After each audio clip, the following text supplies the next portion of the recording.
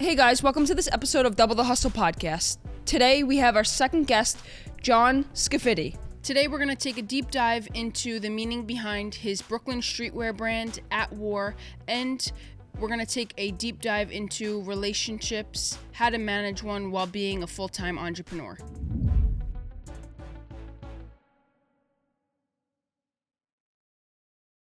This episode is going to be crazy because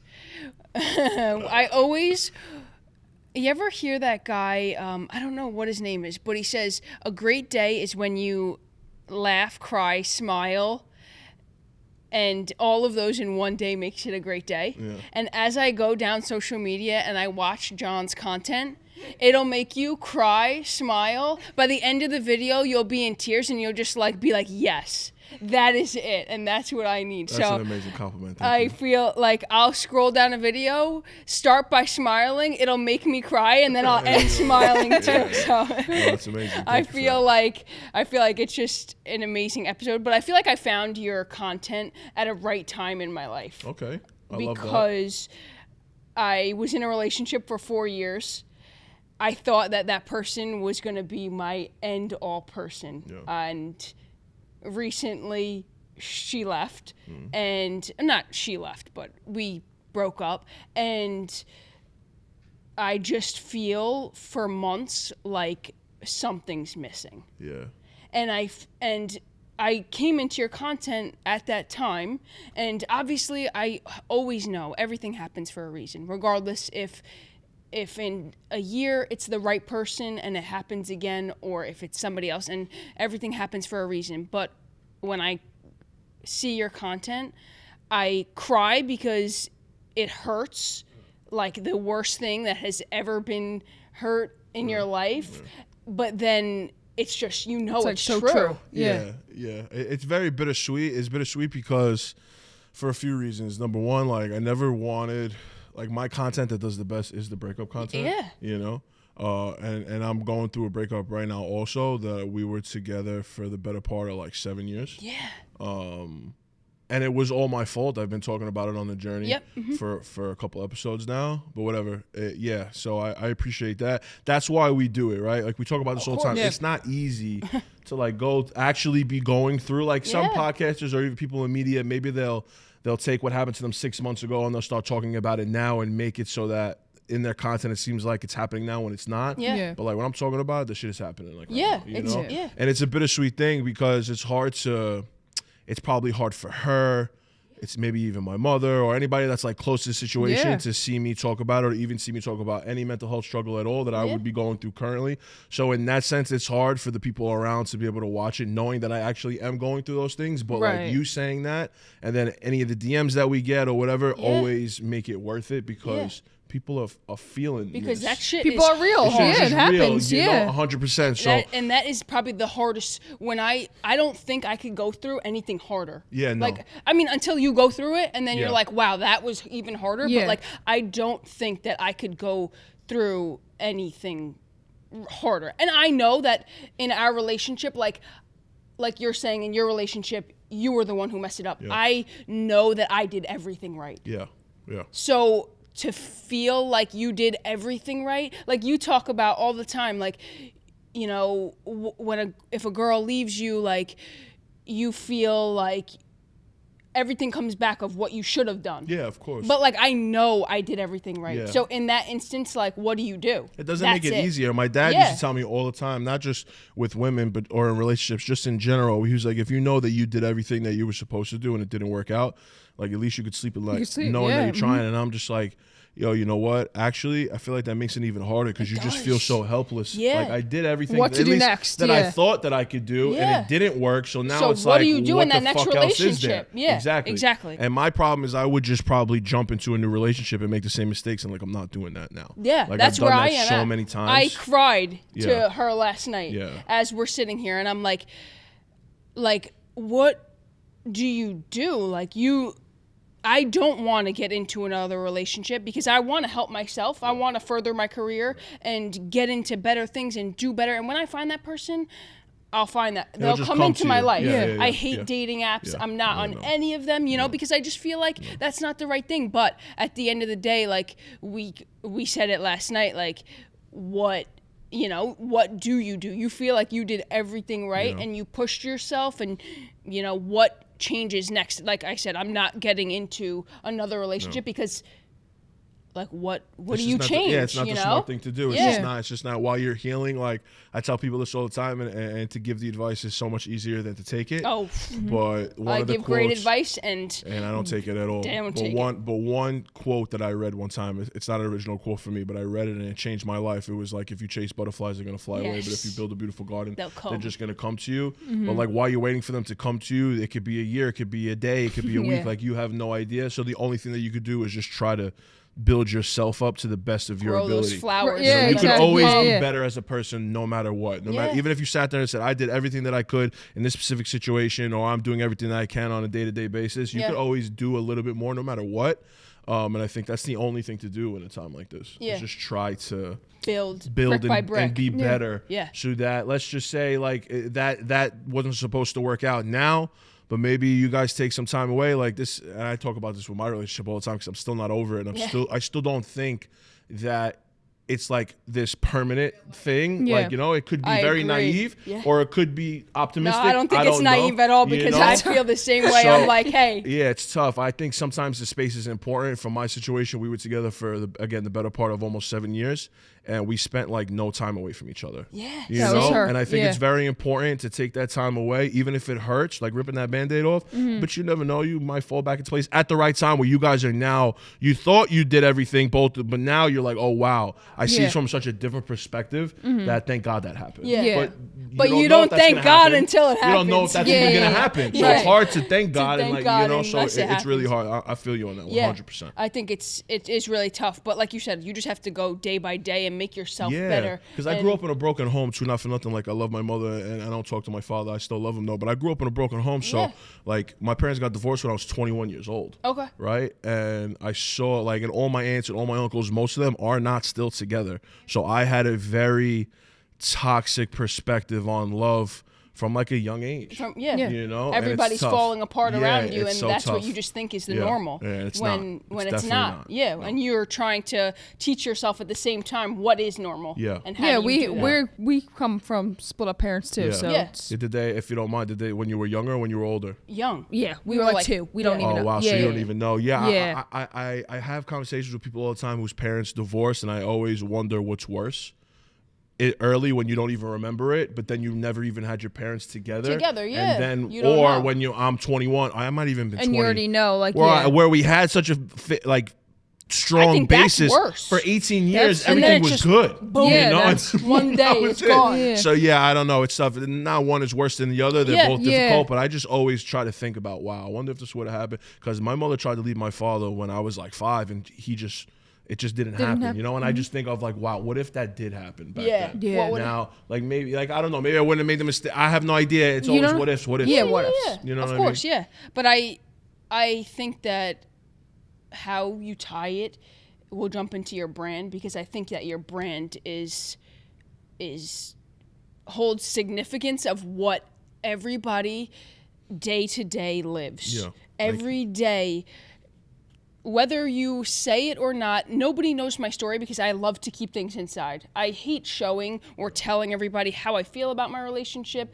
Nobody will ever know. Like you said, you put on podcasts and your family sees it around you. Nobody will ever know, just because that's who I am, you know? Yeah. And At War screams that. Every day, no matter you want to talk about it or not, you're fighting something in your head. Bryce is fighting something in his head. And I just came across your brand the other day, but It's just simplicity, but it gets the point across. Yes, Yeah, because so everybody's dealing with hard. something. Again, like you said, like I think that one of the most important things about At War is that even though I am comfortable sitting down and speaking about the things that I'm going through on like a detailed basis, not everybody is, but everybody can wear at war, and it could be like that symbol for them without actually having to like dive deep and unpack. Because I think that's the other part. So why like I don't really want to jump into another relationship, at least not so quick. I have no desire to unpack all my trauma for 30 years to someone new. It's so time consuming, and then give them that the trauma too. And then we gotta go through yours, and it's not that I don't care about what you've been through. I do, but I'm going through the mud at the moment. You know what I'm saying? So it's just like I don't want to. I gotta get out of it. Yeah. But that's why start your brand? That's why at war started. It's a funny story actually, because I never wanted to be like a streetwear or a clothing designer. Yeah. I was gonna be an athlete. I was gonna be a boxer. Oh, cool. And I was playing basketball in high school. I wound up tearing up my knee. And I thought that I couldn't do both, right? So I tore my knee up sophomore year of high school. Junior and senior year, I got better. I had the surgery, and I just started focusing on boxing. My father was a fighter, and he was my trainer. And I went to college for 1 year, graduate high school, go to college for 1 year. My parents were like, if you want to drop out and focus on fighting, that's cool. I said, dope. I wound up tearing my knee up again. Ooh. And I like physically I could have got back, but mentally I just didn't have it anymore. Yeah. So I wasn't in school no more. I didn't have anything. My parents were like, what are you going to do? And then around that same time, they got divorced, and it was just like a whole clusterfuck of shit going on. Yeah. So long story short, I'm delivering food for a spot in my neighborhood, and there's this kid there, and he has a hoodie on it had a logo on it that we don't use anymore, but it was on. I was like, yo, it's really cool. Could I buy one? He was like, yeah. So we bought one, wound up becoming friends, and then just one day after work, he was a busboy, I was a driver. So we were closing up the restaurant that his father worked in the kitchen of. And I was like, yo, you need help with that brand? And he was like, what do you mean? I'm like, let's fuck it. He's a young kid too. If I was 18, 19 years old, he was 15, 16. Okay. So he was still in high school, and I was just out of high school. Mm-hmm. And he was like, what do you mean? I'm like, yo, fuck it, let's just do it together. He was like, all right. He was only like a month or two in. Oh. And for 2-3 years, we that was the dream together, right? And then as he got older, he realized how difficult it was, and he quit. But for me, I was 22 or 23 years old and didn't have anything else. He was still super young where he could kind of, and I was still super young too, not to think about it. But in the moment, you didn't fucking think that. Yeah. But he was still 18 or whatever. He was like, yo, I'm gonna go in a different direction. I'm like, yo, listen, you can go in a different direction, but this is all I got. So I'm gonna keep pushing, right? Yeah. And this had to be like 2017-ish, right? I kept on going. 2020 came around. I was still working in restaurants. Yep. COVID hit. I lost a job that was working in a restaurant. I had finally just moved out on my own. I'm like, fuck, what am I going to do? So At War was just a hobby until COVID hit. I lost my job, and I was just like, fuck, what am I going to do? And I just went all in on it. Right? We get unemployment to stay at home, whatever. And I was just taking all that money and putting it into the brand, and just kind of sucked it up for like 6 to 8 months and just like really, really hammered it. And just started to put more and more meaning behind it. Like at first, At War there was no we're all at war with something. It just sounded cool. Like, wow, At War New York, that's so dope. Like, what's wrong with it? Mm-hmm. The logo was a fucking Uzi and 2 machetes. We both had never picked up weapons in our lives. Like, it was a metaphor. We didn't realize it, you know? And then I remember sitting down having a conversation one day. I was like, yeah, but like, we're all at war with something. And then time just stopped.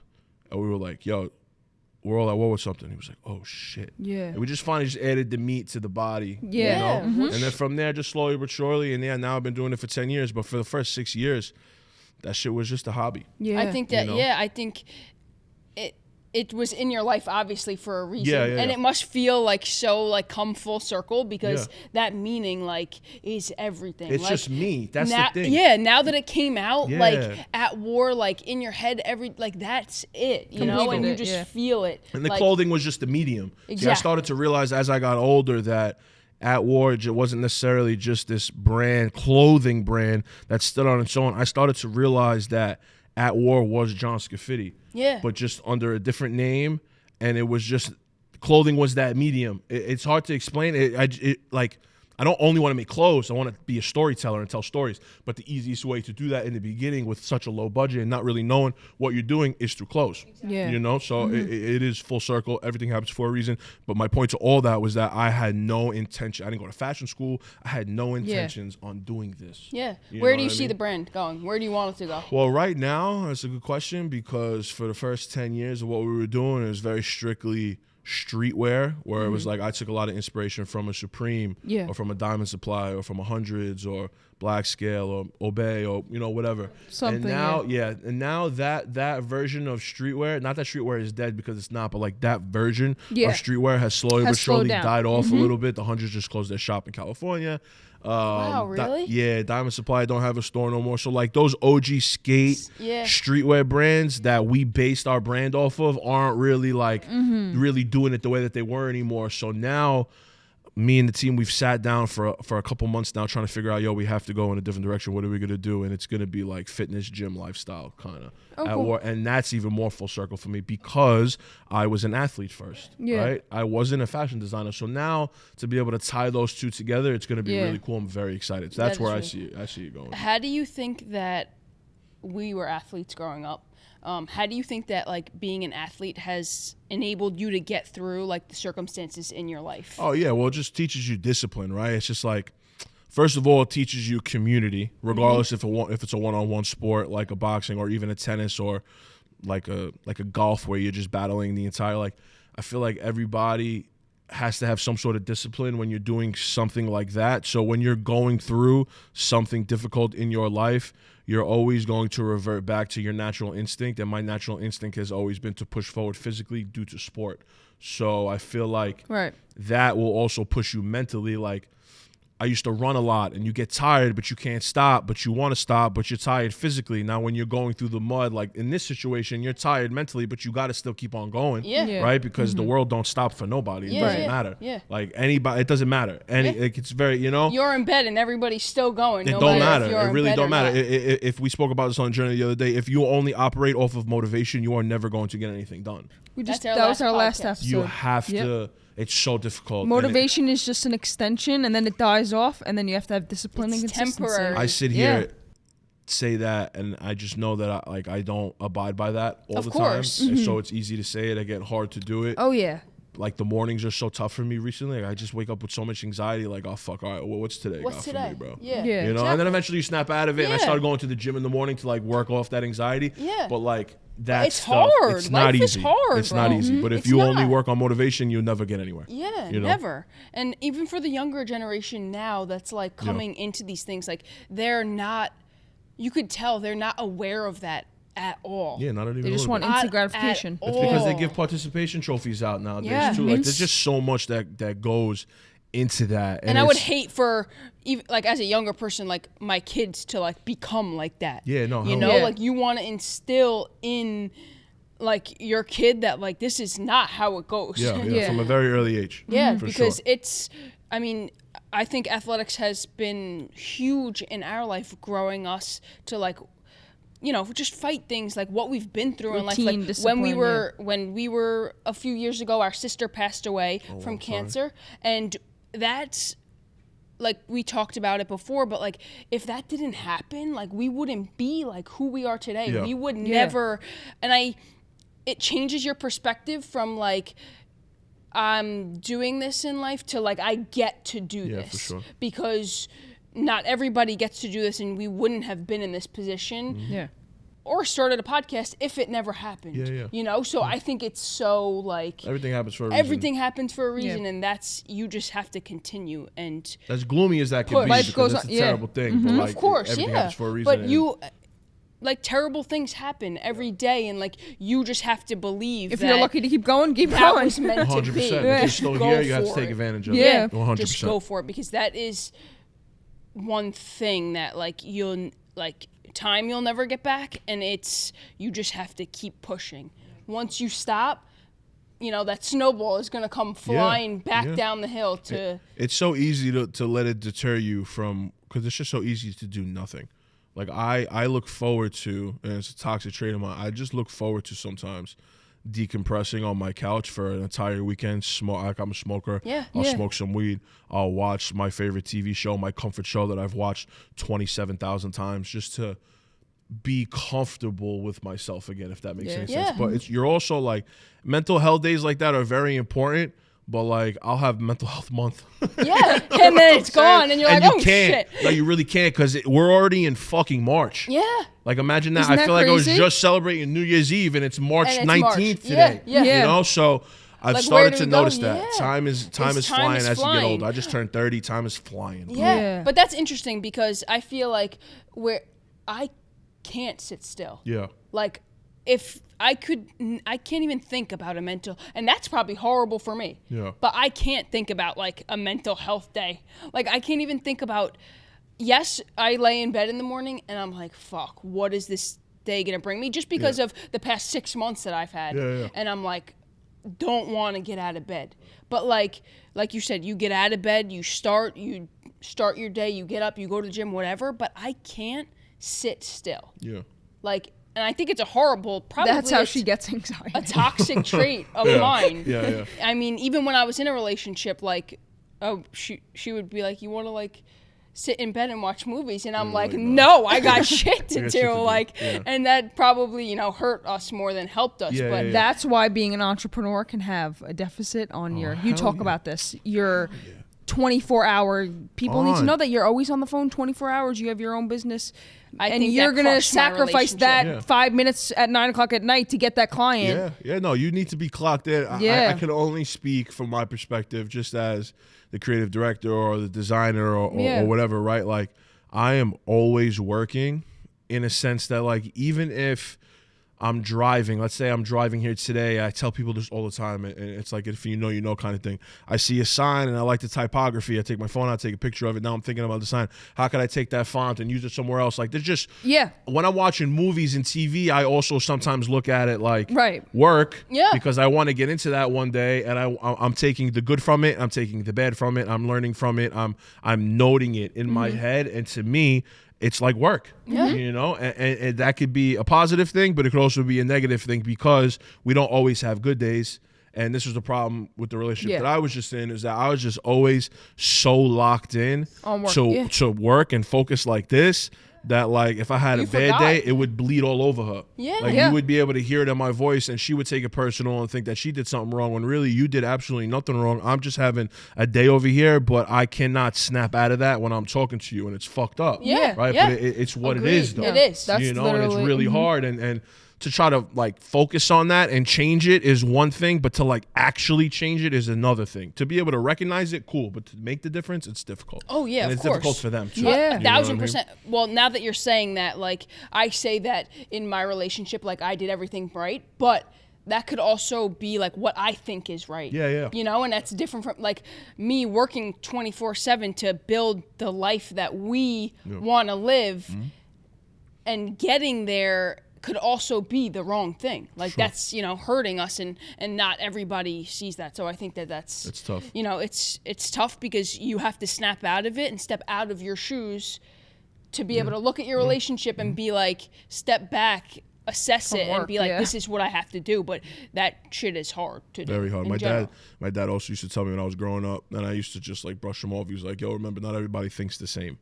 You know, and I was just like, what are you talking about? Like, right is right, wrong is wrong, and that's what it is. And like, it's not, there's such a ginormous gray area in between all that. That you need to, the only way that you can figure that out is by like going through it. Yeah, it's tough. It really, tough. Life is hard.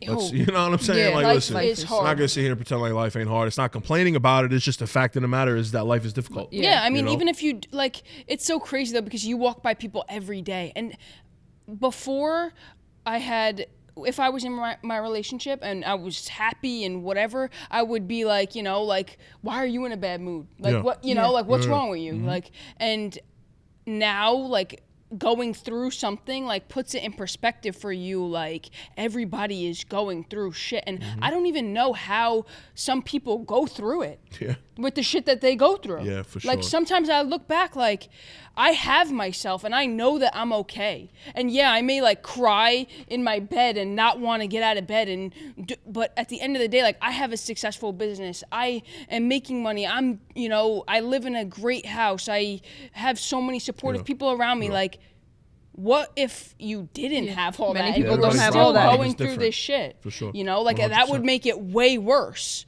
So I feel like it puts a whole different perspective on things because you walk people every day and don't know what the hell is going on. But like, everybody's life going is through fucking something hard. Yeah, it doesn't matter who it is. They're all battling something. And that's what I think At War separates from every other brand that there is, honestly, in my opinion. I just think that we just represent like literally 100%. There is not one person who's not dealing with something. It doesn't matter who you are. Yeah. You could have all the money in the world. You could have no money, homeless, live in a great house. It doesn't matter. There is something that you are going through, whether you want to talk about it or not. Yeah. And I think it's so important to highlight that.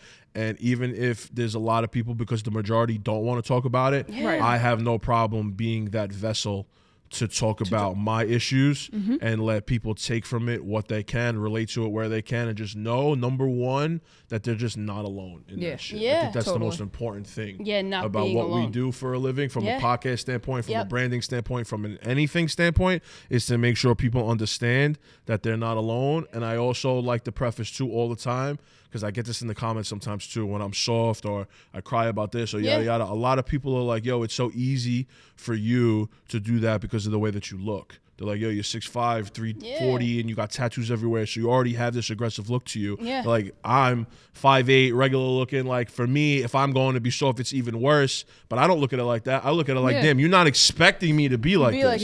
You know? So, like, you're going to judge it off the rip anyway. It's not easier, but everybody's perspective is different. And everybody's going through something regardless, no matter what. You know? I think what's one thing that you would say to, like, your younger self? Because I feel like looking back, like, at least at my life, like, my younger self would have looked up now and been like, I struggled when I was a kid, and even in school, like being bullied, whatever, anything. And I was like 200 pounds, got bullied for that, like, and I would cry going to school every day, and just shit would hit the fan, and like I would be like, yo, fuck this, like I don't want to do this every day. And like I just feel like if I could go get my younger self, I'd be like, yo, you're gonna be okay. Like, just like shake you upside the head and be like, just keep pushing. Stick it out. Like, you fucking got this.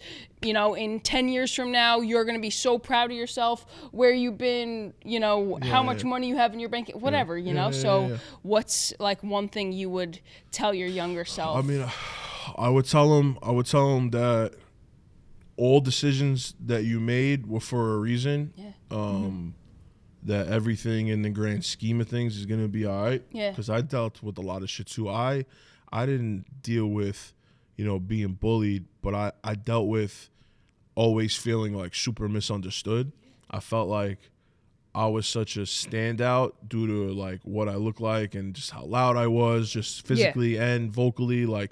But also I just felt like I was also misunderstood at the same time. So in my head, right, and it could have been wrong, but in my head, my perspective was everybody could see me, but they're seeing me and their vision of me is distorted, and there's really nothing that I could do about that, right? So I would tell my younger self that no matter what, everything that's ever happened to you, whether you caused it, whether somebody else caused it, it was for a reason. And I would also tell him that, let's say if I'm talking to my 20-year-old self and I'm 30, I would tell him, yo, even 10 years later, we don't have all the answers, but we're still trying. And the only thing that you could do is wake up every day and still try. People are going to leave. People that you thought would never leave are going to leave. You're going to fall out with people. You're going to meet people that you never thought that you would meet. You're going to be in rooms with people. People are going to know who you are that you can't even fucking fathom. But there are highs and lows, and I just want you to know that the highs and the lows are so extreme, but they're so necessary, and you just got to keep it pushing. Isn't it crazy? Like when you're low, like you feel low, but like when you're high, like it only lasts so long. Yeah, it's crazy. And then you feel like shit the next hour. It's nuts. Like you could be jamming in the car, like so high on life that you just whatever you did sold $1 million worth of clothes, you know, and then the next song comes on and you're crying. That you start thinking about something else. Life is everything that we go through makes us who we are. So really don't does. And that's also what I would tell them too, is just like everything that, first of all, you haven't even been through half of the shit that you're gonna go through. And regardless of what it is that you are going to go through, it is super necessary for you and for your growth. Like I just had a conversation with somebody the other day where I was just like, yo, it's not just raining in my life right now. It's fucking pouring. It's pouring. I feel like I'm in a rainforest. Right? And he was like, I want you to understand something.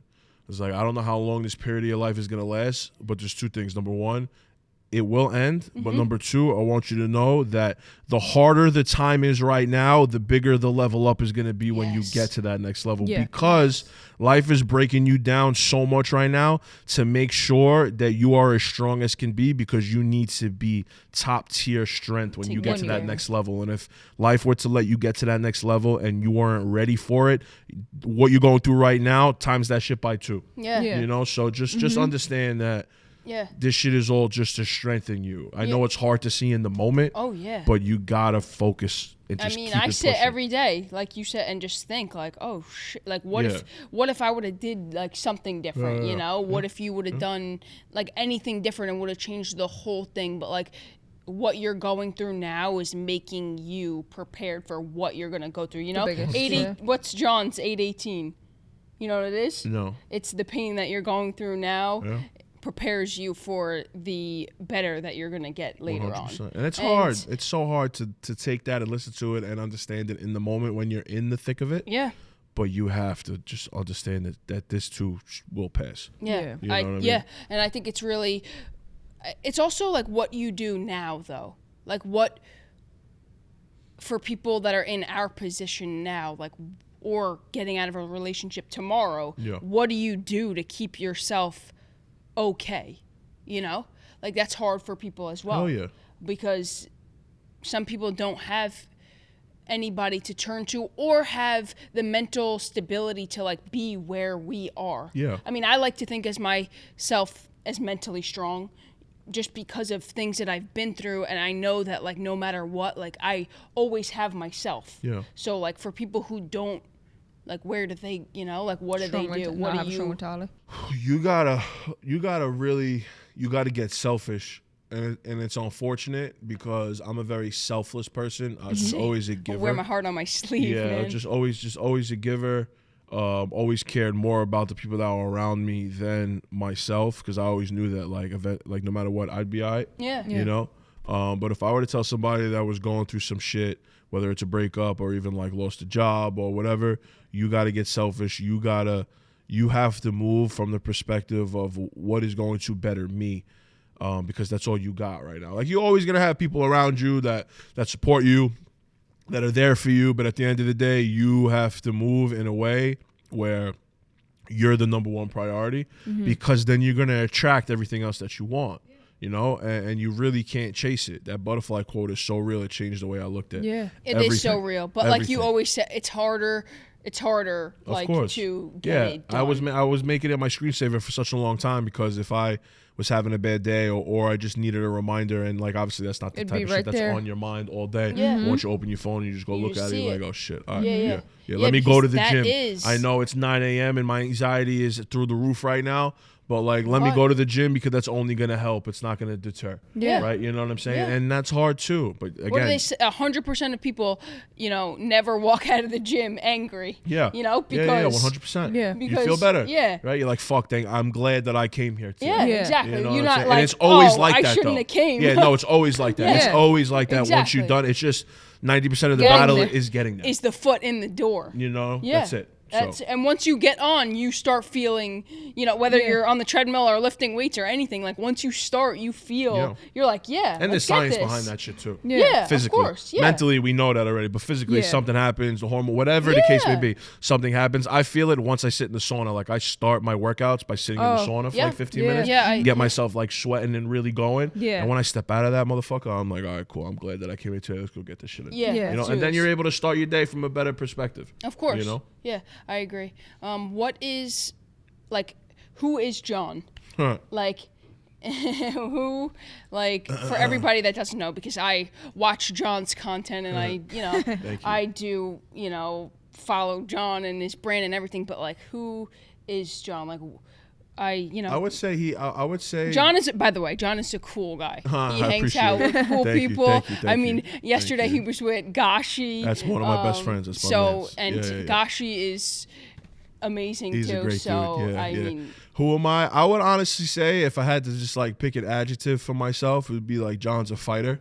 But not necessarily like obviously like physically a fighter. I'm just always fighting something. John's a storyteller. I think that's the number one thing that I want to do in this world is tell stories Nice. of people who just never really felt heard. Okay. You know, John's emotional for sure. I'm a Cancer, so I'm super emotional. I wear my heart on my sleeve. I have a very open mind. It's tough. I never really even like thought about that, like who I am. Yeah, I mean, I'm a lover for sure.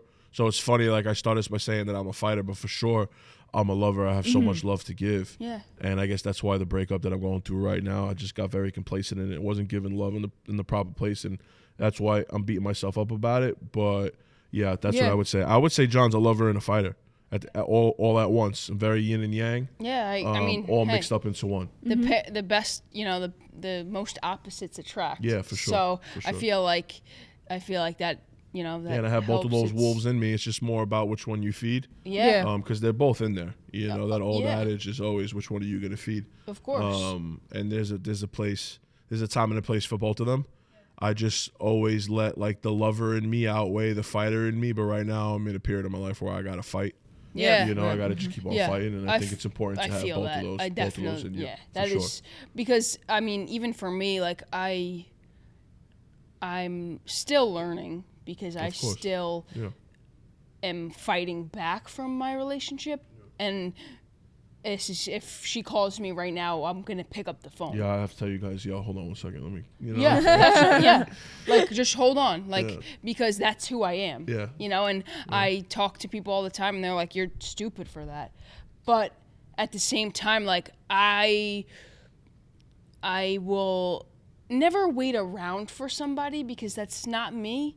But I'm not going to jump into something else and make you think that I'm doing something else. No, because for that's sure. not me either. No, definitely. And I feel like it's so hard because it's you want to play the game of like not answering the phone, but that's just who I am. I will never going to make you wait. I'm never going to leave you on red to think what I'm doing. And everybody says to me like, don't answer the phone, and that's just who I am. Yeah, for sure. I will always pick up the phone. If you call me at 3 a.m., if you call me at 4 p.m., 5 a.m., I will answer the phone. Yeah, 100%. And if you need help, guess what? I'm there. And yeah, in that moment, I may look insane, but I will always be there. And I think that's what hurts me the most because it's sad to think that like that person doesn't reciprocate that. Yeah, absolutely. But I'll always give that out. Yeah. And I tell people all the time because I'm just like that. But there is also a side to me that eventually, if I have to shut that fucking door, I'll never open that fucking door again. Yeah, I have to get there. Because I need that. I'm like that. Yeah. Because no matter what, I'm going to answer the phone. I'm always going to be there. You need something, I'm there, right? But when I do close that door, I have to keep it closed because I know what happens if I don't close it. Yeah. I'm just always going to be accessible. I'm just always going to be there. And like to a certain extent, that's not healthy. Yeah. To a certain extent. Yeah. You know what I'm saying? But it's hard to, it's hard. It's not easy. This is not easy. And it's hard to, because then it makes you feel like you're just not being yourself. Yeah. And I don't ever want to not be myself no matter what. That's what happened, I guess, like in my relationship. Like we fell so apart. We were always together. We fell so apart from being our own people. Yeah. That's it's hard. And I think that you, like now looking back at it, I feel like I've learned so much in my relationship. I was like, this is great, but I feel like once you step out of it, you see like I've learned so much like what I would do different next time. Yeah, hell yeah. You have to have a different perspective. You see that like, oh, like maybe we shouldn't have hung out every day, like never left each other. If you were invited somewhere, like I was invited too, like you can't go out with your friends alone, you know what I'm saying? Like things like that. Like I just think, and that's so like crucial in a relationship because ultimately that's what like blows the whole thing up. At some point you never miss each other. When you're well, that 100%, but when you're so close to it, it's hard to see it, which is weird. And you don't recognize that stuff until you take that step back. And when you take that step back, it all becomes crystal clear, and then you go through the phase of thinking like, all right, well, I wish that I would have done this, or I wish that I would have done this, and then it's like, all right, well, now I wish that I had the opportunity to do this and that in the situation. I don't want to go do it with somebody else, and yada yada. It just becomes this cycle where it's just like, we have to stop beating ourselves up. I am currently, literally as we speak, I'll probably talk about this on the journey tonight. It's literally just beating myself up for all the wrong shit that I did during that time, even if I was a great boyfriend, even if I did everything that I thought to be right in the moment, it wasn't always right. And you just start to have these flashbacks. You start to think of the good stuff, but then you also start to think of the bad stuff. And we have to stop beating ourselves up because it happened. Number one, all you could do, there's nothing you could do about it except learn from it and change it. Right. Hopefully for that person, if it falls back. But if it's not her or him, then it's got to be the next one. The next one, because you don't want to make those same mistakes. Nope. I did that twice. I was in a relationship when I was 20. Shit didn't work out. Her name is Gianna. I met Gianna. And I made like half of the same mistakes that I made. Not all of them. I learned a little bit, but not all of them. It was spread out over a much longer period of time. And now I'm like, yo, damn, if we get back together, she's going to get the absolute greatest version that she's ever got from me. But if it's not her, the next one, whenever that might be, it won't be anytime soon. But when that shit does happen, it's gonna be over. You know what I mean? I feel that, and that's scary too. That is scary. You know, and that's scary too because it's like, oh all shit. The time. Yeah. So it's a lot. Yeah, that is scary, and it's scary. It scares me away from myself. Yeah. You know, because I don't want to lose myself. Exactly. You're gonna be so different. You don't want to lose yourself, but like thinking about changing into something else is so change is so scary. Yeah, it's tough. Like at that point, like right now, like you want that back. Yeah. You want to fight for that, but that's just because you remember the good shit. Yeah. But at the same time, like you want it back to show that person that you could do. I could do that, you know, like that's not, that's not who I am now, and I changed. So like you want the second chance to show them that I'm that too. Accountability is so important. I feel like a lot of people in this generation have lost accountability. Yeah. Right? When you do something wrong, when you've been wrong, you have to be accountable for it. And when you've done something right, you don't need to be accountable for it because doing the right thing is just what you're supposed to do. Yeah. You know? So it's just like, it's like the thing where I used to have a friend always say, yo, I want to go do X, Y, and Z because I need the good karma. And I used to look at him and be like, yo, brother. I said, I hate to break this to you, bro. I said, but you don't do good things and hope to get good karma. To get good. Oh you my do God, good things just because that's what it's supposed to be, and then good things happen. It's like getting the cookie. Like, you know what I'm saying? Someone bribing that they did something, and you're like, you want a cookie? You want it? Or people today, like you'll see like them pay for somebody's coffee behind them, but put it on social media. Yeah. Like just keep it to yourself. That was a good thing. Like you don't have to flaunt that you did a good thing. Nobody cares you did a good thing. Just feel it in yourself. And if you're doing it for the other reason of I want to show the world that I did this to make it seem like I'm a good person instead of actually being a good person. It doesn't work like that. It might work a little bit, but eventually the jig is up. Yeah. You know what I'm saying? And that shit happens with a lot of people. Yeah, it does, because it's not always to show. It's not it's not never, just it's you not. know, like it's coming at that point from a bad intention. 100%. You're just trying to get views because you're doing something good, you know? Like 100%. Just do something good out of the sake of doing something good. Just because you're a good person. Yeah. 100%. That's a great. I feel like they're so, it's so skewed nowadays just because there's so much, everybody thinks that, like good karma is going to come back around. And social media fucked everything up. Yeah, it screws everything up. It helped with a lot of things because, like, who am I say? My business is on fucking social media. It's how I pay my bills. I've met people in my life. I have friends in my life through social media that 20-year-old me would be like, what the fuck? Right. Like a Gashi, for instance. Yeah, exactly. Like, and there's a couple others, but like him specifically because he's in my like day-to-day life, and that's my brother, that's my twin, and it's so sick. The fucking it's so fucking sick. The Brooklyn Cowboy. Right? It's so sick. But it's so on the other end of the shit is that social media has so completely just like watered everything down that there's just so much sunshine, saturation and shit, which... Listen, there's two sides to every coin. On one side, the positive to social media, what we just talked about. The negative to social media, we just spoke about. But we have to be able to acknowledge that there are two sides to it. There are people out there like not to go off on a tangent, but like AI, for instance, like it's the same shit. People are like, I fucking hate AI. This shit is ruining the world. And then there's other people who are like, yo, AI helps my day to day. Like it does for me. I use ChatGPT all the fucking time. Yeah. And I'm like, but I also am not the biggest fan of AI either. I feel like it's gonna fuck some shit up. But it's not going anywhere.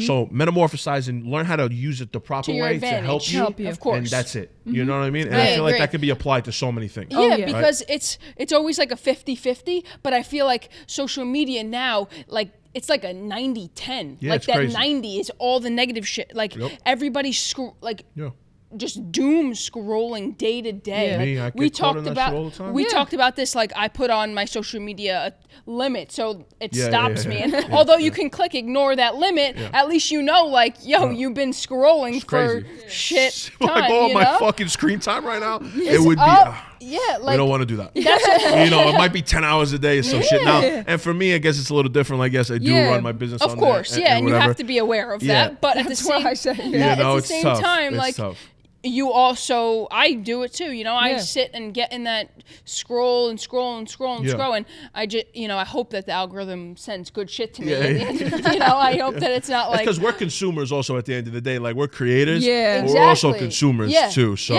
there's a fine line there. There is a fine line, but you want to, you know, get that good stuff in your algorithm and not like that horrible stuff that's like brain rot, you know? It's so for real. I think crazy. I think there's a huge like sway in the coin, you know, when it used to be 50-50, it's like so negatively 80%. I think part of it's such a bittersweet thing is that just everything became so accessible. Like the way that I apply it is if you went to go see Michael Jackson in the 80s or the 90s or whatever that was, people couldn't pull up YouTube to see or listen to his shit. You had to get lucky on the radio or on TV.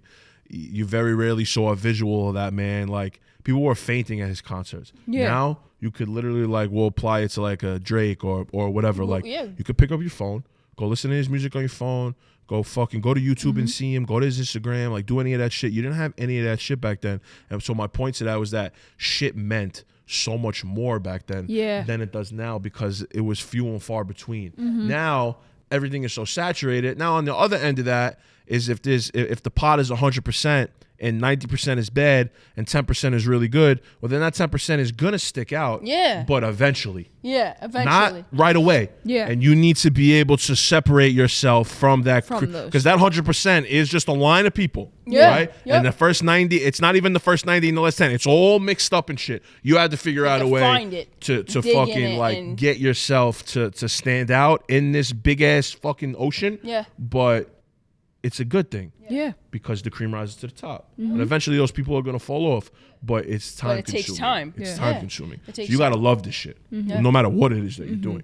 So that's why it's a little bittersweet. But I thank God for social media every day. But it's hard. It is really hard. I think about it, I think more because when I was in a relationship, like I showed so much of it on social media. Like it was all over the place. Like, and I just feel like next time I would not do that. Like it was everywhere. And sometimes I feel like the people who post the most on social media about their relationship are almost the unhappiest.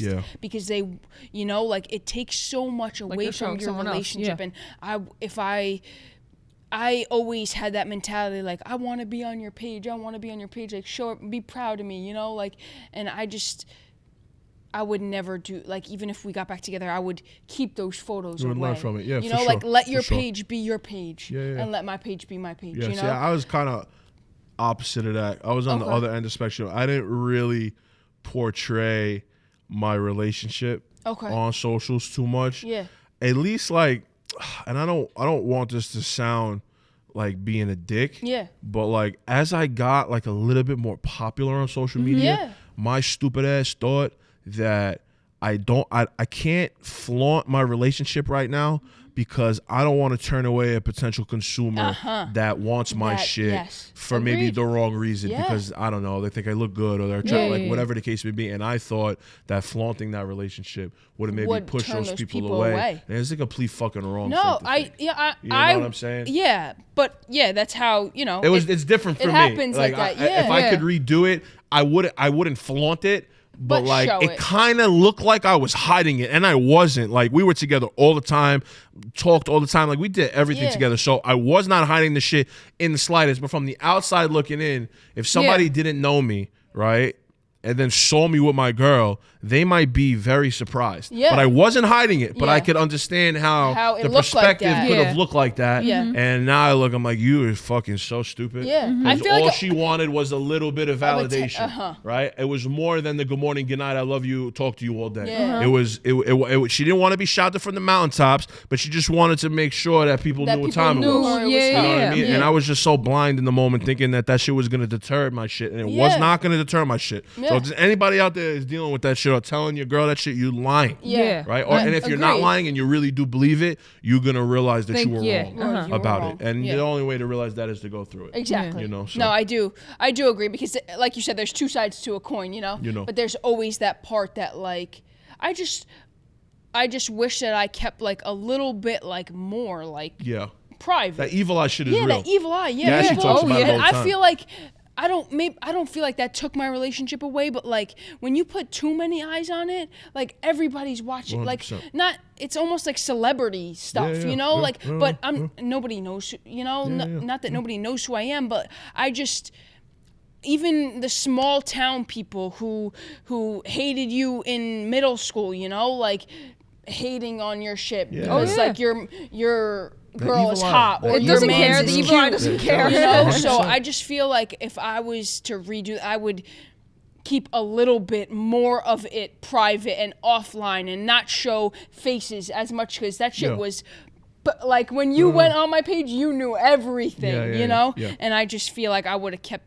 It's a little bit nicer to keep that private and know who know who you are at the end of the day and just like not let those people attack your relationship and see how it is. And you know, like you, even when they see you out in public, like they know that that's who she is, but like you know, they don't know everything, where I am every night or what I'm doing. That's real shit. Like that's real shit for sure, because I'm an oversharer in the sense of like podcast stuff, like when we talk on the journey, I'm just such a oversharer that like if you really want to get to know me, all you got to do is turn on the journey. You know what I'm saying? Like all you got to do is go. And it's such a bittersweet thing because it's just like, because you're trying to help others. I talk about this shit with Gashi all the time. That's the thing. I'm trying to help other people. It's not about me. I'm sharing my story so that other people feel like they're not alone. Heard. Yeah. But he also tells me all the time, he's like, yo, bro, understand that evil eye shit is so real.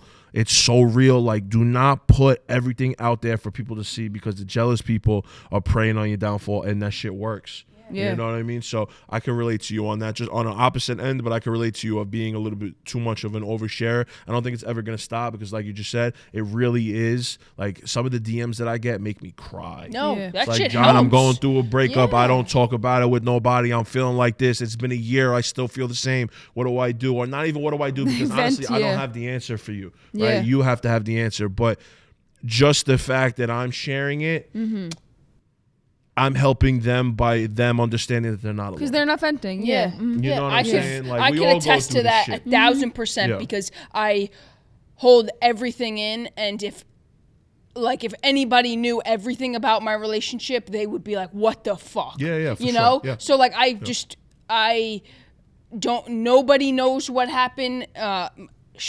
Tor has no idea what happened. My family doesn't know what happened. Like, so I just feel like when I watch your content, like I feel understood, you know? And I'm just like, he understands. Like, at least somebody understands, you know? Like, no, I think we really all understand. I do. I think we all understand that shit. It's just a lot of people. It's just who vents. Who talks about it, and then hopefully you come across the content that makes you feel understood. Understood. You know what I mean? And I just feel like that's just a part of what I do, and that's why everything comes so full circle because I feel like At War and The Journey and then John Scafiddi, it really just all is like this. Like The Journey, I'm just a co-host on The Journey. Like they were existed before I came across them on TikTok. I DM'd Zach. He was like, sure, come on. We had a great episode.